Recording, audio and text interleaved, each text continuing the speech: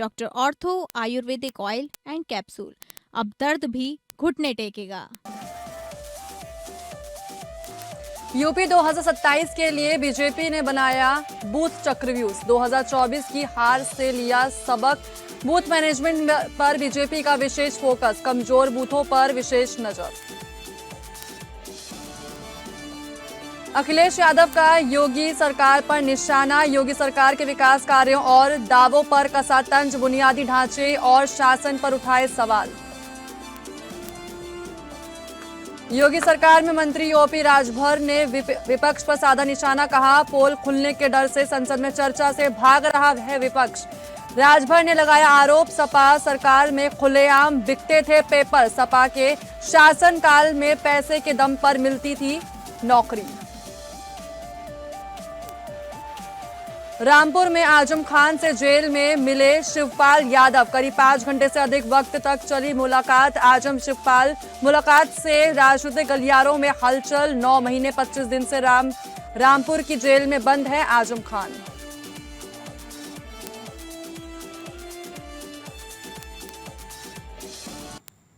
नमस्कार, आप सभी का स्वागत है उत्तर प्रदेश बुलेटिन में। मैं हूं आपके साथ साक्षी मिश्रा। खबरों की शुरुआत करते हैं। भारतीय जनता पार्टी को 2024 के लोकसभा चुनाव में बूथ मैनेजमेंट की कमजोरी का खामियाजा भुगतना पड़ा। 2019 के मुकाबले सीटों और प्रदर्शन में आई गिरावट के बाद अब बीजेपी ने 2027 के यूपी विधानसभा चुनाव के लिए बूथ स्तर पर अपनी पूरी ताकत झोंक दी है। पार्टी ने मजबूत बूथ और मजबूत संगठन के लिए बूथ चक्रव्यूह तैयार किया है। यूपी विधानसभा चुनाव को लेकर बीजेपी का सबसे ज्यादा फोकस बूथ स्तर पर है। मेरा बूथ सबसे मजबूत जैसे अभियानों के जरिए पार्टी पहले भी बूथ कार्यकर्ताओं को सक्रिय करती रही है।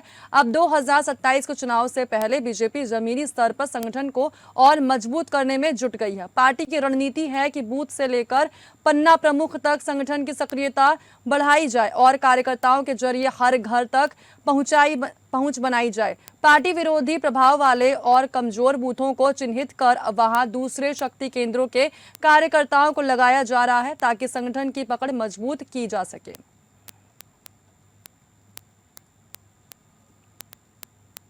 भारतीय जनता पार्टी वो जन विश्वास के कार्य करती है। जनता से संवाद स्थापित करने के लिए बूथ मैनेजमेंट का कार्य करती है।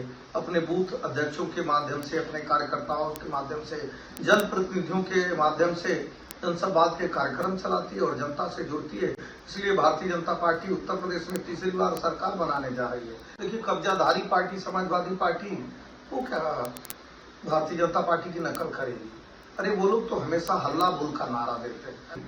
जो नारा देती थी, जो जमीन सरकारी है उस पे कब्जा हमारी है, तो जो गरीबों की जमीन लूटने वाले, हत्या और अपराध में लिप्त होने वाले, अपराधियों के कुत्ते से हाथ मिलाने वाले लोग तो उसी तरह का मैनेजमेंट करेंगे। भारतीय जनता पार्टी को कैसे नकल कर पाएंगे? भारतीय जनता पार्टी जन विकास के कार्य करती है, जन विश्वास के कार्य करती है, जन प्रयास के कार्य करती है। इसलिए तीसरी बार सरकार बना। समाजवादी पार्टी के राष्ट्रीय अध्यक्ष अखिलेश यादव ने योगी सरकार के विकास कार्यों और दावों पर तंज कसा है। दरअसल उन्होंने बुनियादी ढांचे में कमियों को उजागर करते हुए साफ शब्दों में कहा कि आप एयरपोर्ट बना रहे हो, पानी भर गया उसमें, एक्सप्रेसवे बना रहे हो, गड्ढे हो गए हैं उसमें। साथ ही हवाई जहाज उड़ाने वाले और प्रदेश चलाने वाले में कुछ समानता दिखाई दे रही है। एयरपोर्ट बना रहे हो, पानी भर गया उसमें, एक्सप्रेसवे बना रहे हो, गड्ढे हो रहे हैं, आप क्या कर रहे हो? हवाई जहाज उड़ा रहे हैं और प्रदेश चलाने वाले में हमारे कुछ समानता दिखाई दे रही है। भाई आज खबर क्या मिली है कि प्लेन उड़ाने में जो रिपोर्ट आई है क्या सुनने को मिला, और हमें लगता है प्रदेश चलाने वाले में और प्लेन चलाने में कुछ समानता दिखाई दे रही है। अंबेडकर नगर दौरे पर पहुंचे मंत्री ओम प्रकाश राजभर ने विपक्ष पर निशाना साधा है। सुबह सपा अध्यक्ष और मंत्री ओम प्रकाश राजभर ने कहा, पोल खुलने के डर से संसद में चर्चा से भाग रहा है विपक्ष। साथ ही ओम प्रकाश राजभर ने राहुल गांधी, अखिलेश यादव सहित समूचे विपक्ष की मंशा पर सवाल उठाए। ओपी राजभर ने संसद में हंगामे, पेपर लीक और छात्र प्रदर्शन पर विपक्षी दलों पर हमला बोलते हुए साफ शब्दों में कहा कि संसद में चर्चा होगी तो विपक्ष की पोल खुल जाएगी। उन्होंने ये भी आरोप लगाया कि समाजवादी पार्टी की सरकार में खुलेआम पेपर बिकते थे, माफिया हावी थे, यहां तक कि छात्र खेत बैठकर कॉपियां लिखते थे। समाजवादी पार्टी के शासनकाल में पैसे के दम पर नकल कराई जाती थी। अयोग्य पास होकर नौकरी पाते थे और योग्य बाहर हो जाते थे। ओपी राजभर ने कहा, राहुल गांधी, अखिलेश यादव, डिंपल यादव, संजय सिंह, चंद्रशेखर जैसे तमाम नेता यदि वास्तव में छात्र हितैषी हैं तो उन्हें झारखंड और पंजाब जाकर भी छात्रों के लिए लड़ाई लड़नी चाहिए। साथ ही जनता मंतर पर इन्हीं नेताओं के साथ गए उपद्रवी तत्वों ने पुलिस पर पथराव और तोड़फोड़ की थी। जब लाठीचार्ज हुआ तो ये नेता पतली गली से निकल गए।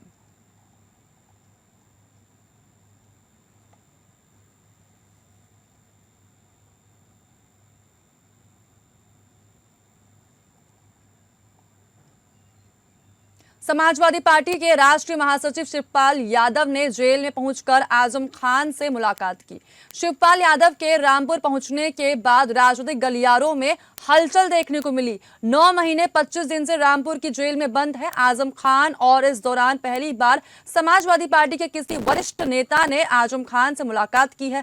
साथ ही शिवपाल यादव ने आजम खान से करीब 5 घंटे से ज्यादा वक्त तक मुलाकात की। आजम खान और अब्दुल्ला आजम को बीते 17 नवंबर को एमपी एमएलए कोर्ट ने सजा सुनाई थी।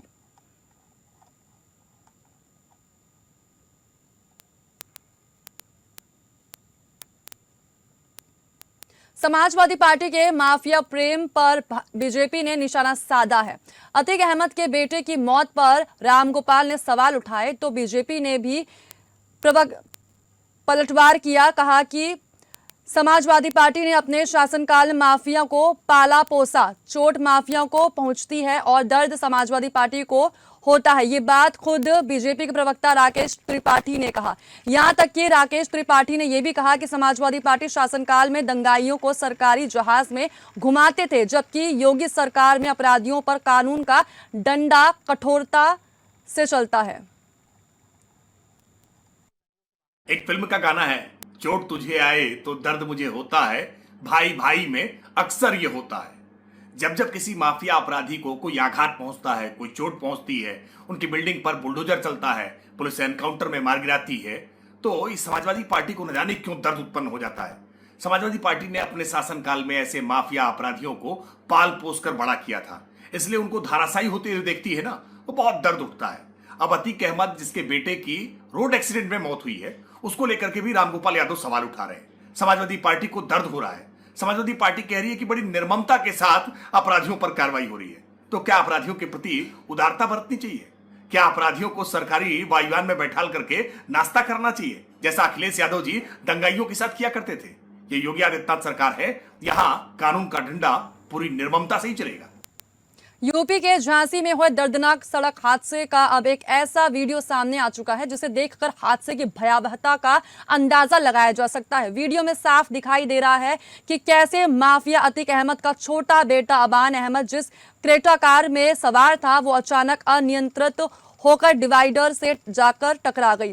टक्कर इतनी भीषण थी, इतनी भयानक थी कि कार कई फीट हवा में उछल गई। हादसे में अबान अहमद और ड्राइवर की मौत हो गई, जबकि कार में सवार अन्य लोग घायल हो गए। खास बात यह रही कि हादसे का पूरा घटनाक्रम पीछे चल रही कार के डैशबोर्ड कैमरे में कैद हो गया है। साथ ही वीडियो झांसी के पुंछ थाना क्षेत्र के ग्राम खिल्ली का है। सड़क पर एक क्रेटा कार आगे आगे जा रही है और उसके ठीक पीछे चल रही दूसरी कार के डैशबोर्ड कैमरे में सब कुछ रिकॉर्ड हो रहा है। अचानक आगे चल रही क्रेटा कार बेकाबू होती है। कार सड़क के डिवाइडर से जोरदार तरीके से टकराती है। टक्कर इतनी जबरदस्त होती है कि क्रेटा कई फीट हवा में उछल जाती है। टक्कर इतनी जोरदार थी कि कार का अगला हिस्सा पूरी तरह चकनाचूर होता हुआ नजर आया। चंद सेकंड में सड़क पर चीख पुकार और अफरा-तफरी का माहौल देखने को मिला। इसी कार में अतीक अहमद का छोटा बेटा अबान अहमद सवार था। ऐसा कहा जा रहा है कि अबान अपने भाई अली अहमद से झांसी जेल में मिलने के लिए जा रहा था, लेकिन जेल पहुंचने से पहले ही रास्ते में ये दर्दनाक हादसा हो गया। हादसे में अबान अहमद और ड्राइवर की मौके पर ही मौत हो गई, जबकि कार में सवार 3 अन्य लोग गंभीर रूप से घायल हो गए। प्रत्यक्षदर्शियों के मुताबिक बताया जा रहा है कि लोगों ने अबान को कार से बाहर निकाला, लेकिन तड़पते हुए 2 मिनट में उसकी सांसें थम गई। उसके मुंह से इतना ही निकल पाया, मेरा नाम अबान है, मुझे बचा लो। मुंह से इतना ही निकल पाया, ये माफिया अतीक अहमद के सबसे छोटे बेटे अबान अहमद के आखिरी शब्द थे, आखिरी बोल थे।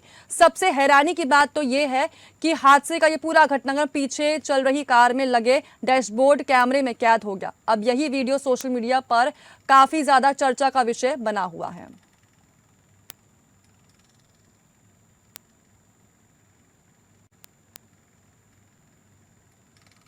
आजाद अधिकार सेना अध्यक्ष अमिताभ ठाकुर ने लोकसभा सचिवालय से सांसदों को मिलने वाले निर्वाचन क्षेत्र भत्ता, कार्यालय व्यय भत्ता तथा दैनिक भत्ता की वैधानिक प्रकृति एवं अनुमत उपयोग पर स्थिति स्पष्ट करने का अनुरोध किया है। ये प्रश्न लोकपाल शिकायत संख्या 67/2025 साध्वी निरंजन ज्योति से संबंधित कार्यवाही के संदर्भ में सामने आया है। लोकपाल ने उनके घोषित संपत्तियों के संबंध में दिए गए स्पष्टीकरण पर विचार करते हुए शिकायत का निस्तारण किया था, जिसमें संसदीय वेतन तथा भत्ते भी उनकी संपत्तियों के संबंध में प्रस्तुत वित्तीय स्पष्टीकरण का हिस्सा थे। साथ ही अमिताभ ठाकुर ने कहा कि उनके प्रत्यावेदन का प्रश्न व्यापक है कि क्या संसदीय अथवा आधिकारिक उद्देश्यों के लिए दिए जाने वाले वैधानिक भत्तों को सामान्य निजी धन मानकर निजी संपत्ति अर्जित करने सहित निजी उपयोग में लाया जा सकता है। उन्होंने इन भत्तों के वैधानिक उद्देश्य, अनुमत उपयोग, लेखांकन संबंधी आवश्यकताओं तथा संबंधित नियमों, परिपत्रों और निर्देशों पर स्थिति स्पष्ट करने का अनुरोध किया है। यदि ऐसे भत्ते निर्बंधित व्यक्तिगत कोष के रूप में उपयोग के लिए अनुमत नहीं पाए जाते हैं तो उन्होंने आवश्यक कार्रवाई तथा भविष्य के लिए सामान्य मार्गदर्शन पर विचार करने का अनुरोध भी किया है। सांसद सुश्री निरंजन ज्योति के संबंध में मेरे द्वारा लोकपाल के सम्मुख प्रस्तुत एक संदर्भ में सुश्री निरंजन ज्योति ने विभिन्न संसदीय भत्तों से प्राप्त धनराशि को अपनी आय के रूप में प्रस्तुत किया, जिसे लोकपाल द्वारा स्वीकार करते हुए मेरे शिकायत को त्रुटिपूर्ण पाया। इस क्रम में मैंने लोकसभा सचिवालय को पत्र भेजकर यह बताए जाने का अनुरोध किया है कि क्या एक सांसद को संसदीय भत्तों के रूप में प्राप्त धनराशि उनकी निजी आय के रूप में मानी जाती है अथवा संबंधित संसदीय कार्यों के लिए ही अपेक्षित है। उत्तर प्रदेश में 15 अगस्त 2026 को स्वतंत्रता दिवस के मौके पर प्रदेश भर में भव्य कार्यक्रम आयोजित किए जाएंगे। सभी जनपदों में कार्यक्रमों के सफल संचालन और प्रभावी क्रियान्वयन के लिए मंत्रियों और नोडल अधिकारियों को जिलों की जिम्मेदारी सौंपी गई है। संबंधित मंत्री और अधिकारी अपने अपने आवंटित जिलों में प्रवास कर कार्यक्रमों की निगरानी करेंगे। स्वतंत्रता दिवस को लेकर उत्तर प्रदेश सरकार ने तैयारियां पूरी कर ली है। 15 अगस्त को प्रदेश के सभी जनपदों में स्वतंत्रता दिवस के कार्यक्रम आयोजित किए जाएंगे। कार्यक्रमों के बेहतर संचालन और व्यवस्थाओं की निगरानी के लिए मंत्रियों और नोडल अधिकारियों को अलग अलग जिलों की जिम्मेदारी दी गई है। जिन मंत्रियों और अधिकारियों को जिलों का प्रभार सौंपा गया है, उन्हें अपने आवंटित जनपदों में प्रवास करने और स्वतंत्रता दिवस कार्यक्रमों के सफल संचालन की जिम्मेदारी दी गई है। प्रशासनिक स्तर पर भी कार्यक्रमों को लेकर तैयारियां तेज कर दी गई हैं। यानी 15 अगस्त को उत्तर प्रदेश में स्वतंत्रता दिवस का जश्न प्रदेश भर में बड़े स्तर पर मनाया जाएगा। सरकार ने कार्यक्रमों के सफल संचालन के लिए मंत्रियों और नोडल अधिकारियों को जिम्मेदारी सौंपते हुए उन्हें अपने अपने आवंटित जिलों में मौजूद रहने के निर्देश दिए हैं।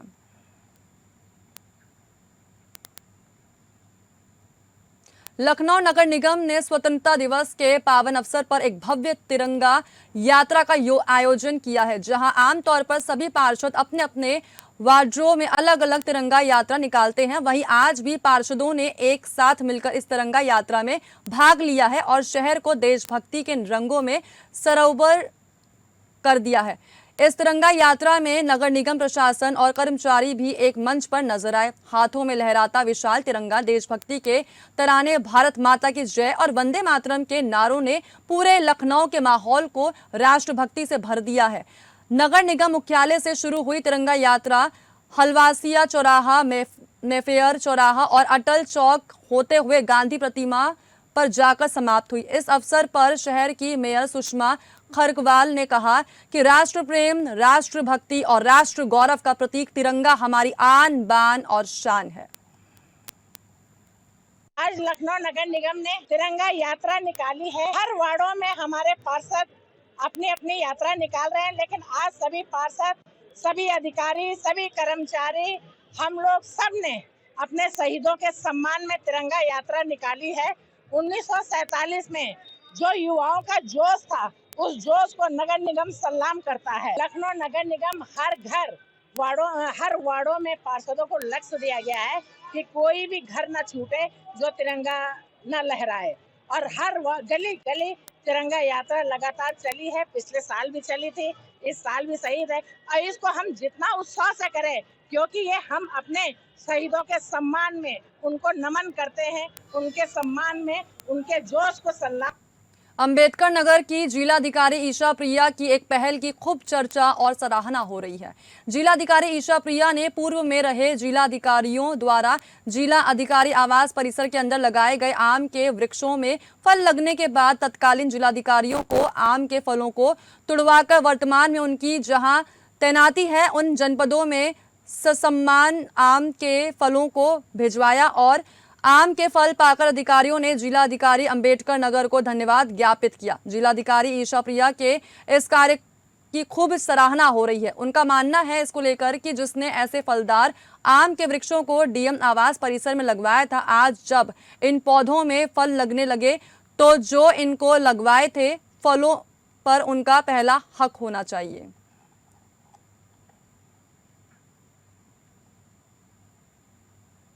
बरेली कलेक्ट्रेट परिसर में एक बार फिर आत्मदाह के प्रयास की घटना से हड़कंप मच चुका है, जब आज एक पीड़ित महिला कमलेश ने अपनी बेटी के साथ खुद पर पेट्रोल डाल लिया। महिला के ऐसा करते ही सुरक्षा में तैनात intelligence sub inspector Ompal Singh और एलआईयू के अमित कुमार ने तत्परता दिखाते हुए महिला को पकड़ लिया। एलआईयू के अमित कुमार समेत महिला और पुरुष पुलिसकर्मियों ने मौके पर पहुंचकर स्थिति संभाली। सूचना मिलने पर कैंट पुलिस पीड़ित परिवार को अपने साथ थाने ले गई और मामले की जांच शुरू कर दी। साथ ही ऐसा बताया जा रहा है कि कैंट थाना क्षेत्र के ग्राम मानपुर चिकटिया निवासी महिला कमलेश ने अपनी जमीन पर अवैध कब्जे के प्रयास का आरोप लगाते हुए पुलिस से शिकायत दर्ज की। साथ ही पीड़िता महिला के मुताबिक ग्राम मानपुर चिकटिया में गाटा संख्या 139 में उसकी करीब 4 बिस्वा जमीन है। आरोप ये भी लग रहे हैं कि उसके जेठ राजवीर सिंह और उनके परिवार के लोग जमीन पर बुनियाद भरवा रहे थे। वो अपनी जमीन पर पहुंची तो राजवीर सिंह, उनकी पत्नी राजेश्वरी और परिवार के अन्य सदस्य वहां निर्माण करा रहे थे। विरोध करने पर उसके साथ गाली गलौज की गई और मारपीट पर आमादा होने का आरोप लगा। साथ ही महिला ने 112 नंबर पर सूचना दी, जिसके बाद पुलिस मौके पर पहुंची और निर्माण कार्य रुकवा दिया। पीड़िता ने बताया कि उसके पति मानसिक रूप से परेशान रहते हैं और परिवार आर्थिक रूप से कमजोर है। उसने जमीन पर कब्जा रोकने, सुरक्षा उपलब्ध कराने और जेठ जेठानी समेत अन्य आरोपितों के खिलाफ रिपोर्ट दर्ज कर कार्रवाई की मांग की है।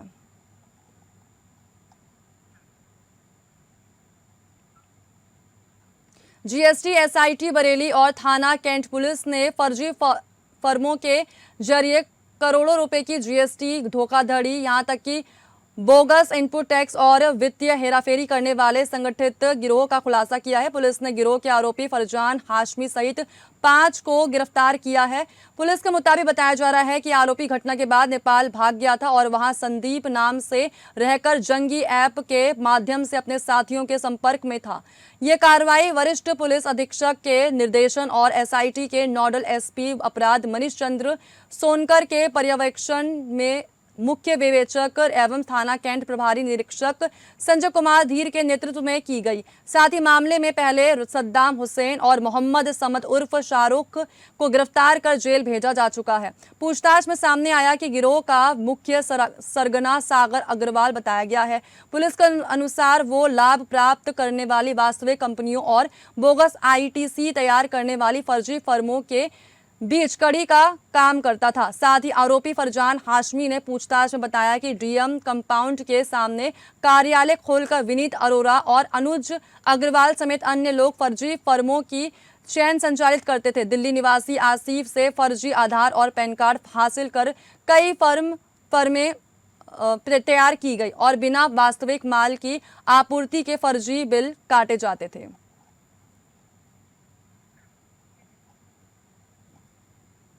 कानपुर कमिश्नरेट के चमनगंज में कार खरीदने का सपना एक युवक पर भारी पड़ गया। जी हां, पीड़ित आतिफ रहमान के मुताबिक बताया जा रहा है कि ब्रोकर के जरिए कार का सौदा हुआ। स्टैंप पेपर पर लिखा पड़ी हुई और 3.95 लाख रुपए भी थमा दिए गए। इतना ही नहीं, लेकिन कार की चाबी आज तक हाथ नहीं लगी। आरोप ये लग रहे हैं कि रकम लेने के बाद उसे लगातार तारीख पर तारीख देकर गुमराह किया गया और धमकी तक दी गई। थाने के चक्कर लगाने के बाद भी कार्रवाई न होने का आरोप लगाते हुए पीड़ित अब पुलिस कमिश्नर कार्यालय पहुंच गया है। पीड़ित ने स्टैंप पेपर और लेन देन के साक्ष्य अधिकारियों को सौंपकर जांच और कार्रवाई की गुहार लगाई है। मैं आतिफ रहमान चमनगंज में रहने वाला हूँ। मेरे साथ 4 लाख रुपए की ठगी 6 से 7 महीने पहले मोहम्मद अहमद व उसके भाई मोहम्मद उमर द्वारा की गई है। मुझे 4 लाख रुपए में एक क्रेटा कार जिसका गाड़ी नंबर UP 78 EA 1331 है, वो बेचने के लिए उन्होंने मुझे बताया कि वो बेच रहा है। मैंने लिखा पढ़ी करके उनको 4 लाख रुपए दे दिए।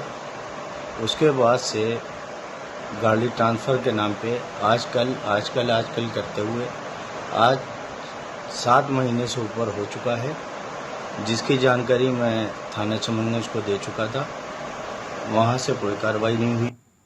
उत्तर प्रदेश बुलेटिन में बस इतना ही। नमस्कार।